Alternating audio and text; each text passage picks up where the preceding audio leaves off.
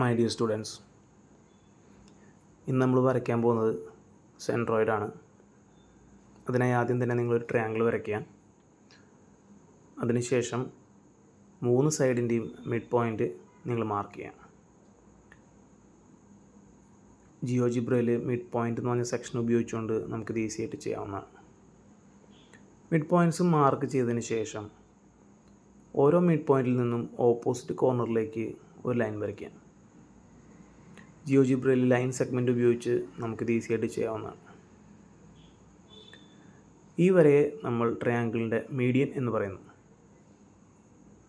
ഒരു ട്രയാങ്കിളിന് 3 മീഡിയൻസും ഒരൊറ്റ single പോയിൻറ്റിലൂടെ intersect ചെയ്ത് പോകുന്നു.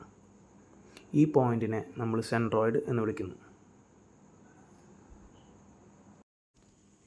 ഇനി നമുക്ക് നെക്സ്റ്റ് ട്രയാങ്കിളിൻ്റെ ഒരു കോർണറിൽ നിന്നും ഓപ്പോസിറ്റ് വെർട്ടെക്സിലേക്ക് ആറ്റിറ്റ്യൂഡ് വരയ്ക്കുക. ഇങ്ങനെ 3 ആറ്റിറ്റ്യൂഡുകൾ വരച്ചാൽ അത് ഒറ്റ പോയിൻറ്റിലൂടെ ഇൻ്റർസെക്റ്റ് ചെയ്ത് പോകുന്നു. ഈ പോയിൻറ്റിനെ നമ്മൾ ഓർത്തോ സെൻറ്റർ എന്ന് പറയുന്നു. Next we have to draw the circumcentre. ഇനി നമുക്ക് ഈ ട്രയാങ്കിളിന് 3 പെർപെൻഡിക്കുലർ ബൈസെക്ടേഴ്സ് വരയ്ക്കണം. ഓരോ സൈഡിൻ്റെയും പെർപെൻഡിക്കുലർ ബൈസെക്ടേഴ്സ് ഒരൊറ്റ സിംഗിൾ പോയിൻറ്റിലൂടെ കടന്നു പോകുന്നു. ഈ ഒരു പോയിൻറ്റിനെ നമ്മൾ സർക്കം സെൻറ്റർ എന്ന് വിളിക്കുന്നു.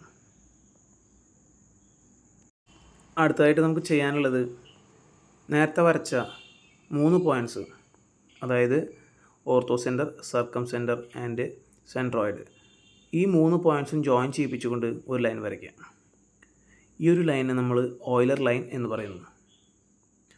അപ്പോൾ ഇതെല്ലാവരും പഠിച്ചിരിക്കണം. എല്ലാവരും വരച്ച് പ്രാക്ടീസ് ചെയ്ത് മിടുക്കന്മാരായിട്ട് നാളേക്ക് വരിക. ഓക്കെ.